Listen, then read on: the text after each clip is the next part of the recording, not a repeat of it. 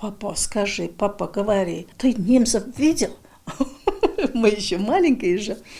А он, я не только видел, я их еще и в плен взял.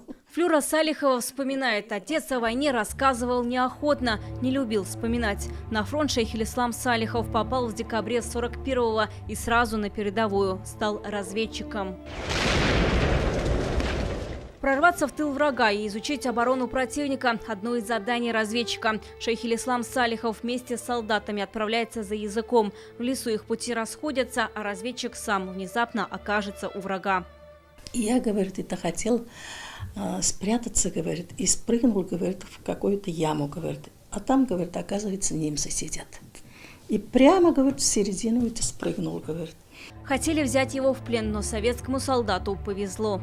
Говорит, до поворота что-то надо сделать. И в это время, говорит, на мое счастье, говорит, это наши, говорит, «Катюши» начали, говорит, петь песню. И немцы, говорит, легли, прям в воду, говорит, легли. А мне этого и надо, говорит. Так он взял своего первого языка. Так называют захваченного врага, который расскажет о планах. В боевой операции у деревни Личупье в Латвии Салихов первым ворвался в расположение противника. Он гранатами уничтожил пулемет с расчетом, а после из автомата сразил 7 немцев. За этот героизм был награжден орденом славы 3-й степени. За многочисленные разведывательные операции стал полным кавалером ордена славы.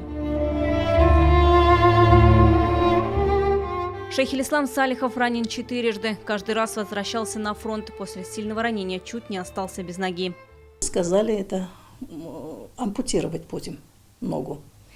А он говорит, нет, хоть я умру, но ногу не дам ампутировать. После войны вернулся в родную деревню Старопучкаково Чекмагушевского района Башкортостана. Работал председателем колхоза. Женился, воспитал 3 дочерей и сына. Сегодня в родном селе его именем названы улицы и школа. А в самом центре деревни установлен бюст Шейх-Ил-Ислама Салихова.